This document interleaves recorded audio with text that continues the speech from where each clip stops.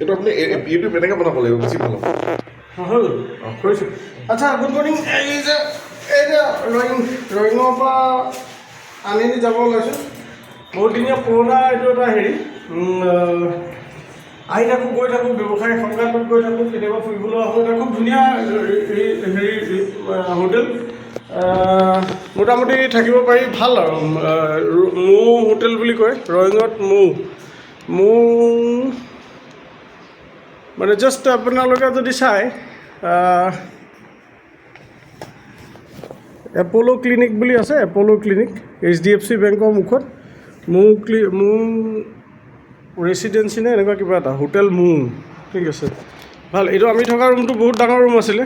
এইটো এখন double bed, আৰু এইফালে চোফা টোফাৰ পৰা ধৰি এইফালে এখন ছিংগল বেড, খুব ধুনীয়া চফা চিকুণ, ভাল থাকিব পাৰি।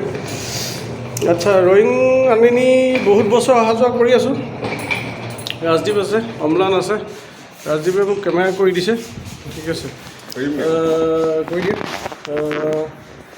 তো বহুত বছৰ ব্যৱসায় সংক্ৰান্তত আহি থাকোঁ। খুব ধুনীয়া এটা সম্পৰ্ক হৈ গৈছে জেগাটোৰ লগত।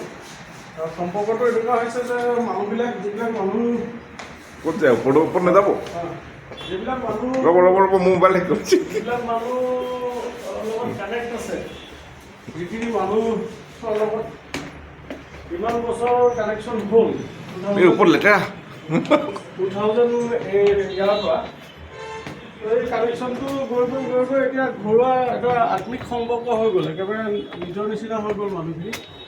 যদিও ব্যৱসায় সংক্ৰান্তত আহোঁ, তথাপিতো নিজৰ মানুহ নিচিনা লাগে, ঠিক আছে। আৰু এইটো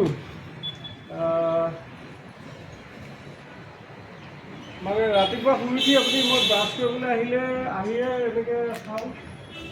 ইয়াতে গতানুগতিক জীৱনৰ পৰা ওলাই আহি পেলাই ইয়াতে ভাল লাগে। ওপৰলৈ যদি চাই গোটেই ডাৱৰবিলাকে পাহাৰটো চুই গৈছে, ঠিক আছে। খুব ধুনীয়া এটা ভিউ বাহিৰত। কেমেৰা কিমান দূৰ আনিছে নাজানো, খুব ওচৰত যদি এইটো দেখাব পাৰে ৰাজদীপে, ডাৱৰবিলাক এনেকৈ উৰি গৈ থাকে। ভূপেন হাজৰিকাই গোৱা নিচিনাকৈ এটুকুৰা আলসুৱা মেঘ বাঢ়ি যায়। আলসুৱা মেঘ এটুকুৰ বাঢ়ি গৈ আছে ৰাতিপুৱাই, আৰু আমি সেই মেঘৰ মাজেদি এইফালেদি যামগৈ। একজেক্টলি এই মেঘ য'তফালে আছে এইফালেদি যামগৈ। আমি আনিনি যামগৈ এতিয়া। নৰ্থ ইষ্টৰ যিটো এটা একেবাৰে পূবৰ কোণা এটা, ঠিক আছে, আনিনি চাইনাৰ লগত লাগি থকা এখন সৰু নগৰ, আৰু তাতে খুব ধুনীয়া দিবাং ভেলী বুলি কোৱা যায়। আৰু খুব ধুনীয়া মনৰ কিছুমান মানুহ আছে, যিবিলাক আমাৰ লগত অলৰেডি এটা বন্ধুত্ব হৈ গৈছে। তেওঁলোকৰ লগত যদি এবাৰ বন্ধুত্ব হয়, তেতিয়াহ'লে তেওঁলোকে সেইটো মানে দোস্তি নিভানা মুস্কিল হৈ যাতাহে বুলি যে কয়, তেনেকুৱা হৈ যায়, ঠিক আছে। এখন ৰয়িং টাউন অকণমান ৰাজীৱে দেখাব, ঠিক আছে। ৰয়িং টাউনখন মোটামুটি আমাৰ গোটেইখিনি দেখা পোৱা যায়। এই সৰু সৰু ঘৰবিলাক যে দেখিছে, আগতে এনেকুৱাই আছিলে। ইয়াতে এই বিল্ডিংবিলাক নাছিলে এটা সময়ত। আমি যেতিয়া আমাৰ ব্ৰিজখন নাছিলে, এইখন কি ব্ৰিজ বুলি কয়, ঢলা-শদিয়া ব্ৰিজ নাছিলে, তেতিয়া আমি নাৱেদি পাৰ হৈ আহিব লাগিছিলে। আৰু ৰাস্তাৰো বৰ দুৰ্দশা আছিলে। যিখিনি আগতে যেতিয়া আহিছে, কোনোবা আহিছে যদি বুজি পাব কথাটো, যি নাই অহা কল্পনাও কৰিব নোৱাৰে কেনেকুৱা এটা জেগা আছিলে এইটো।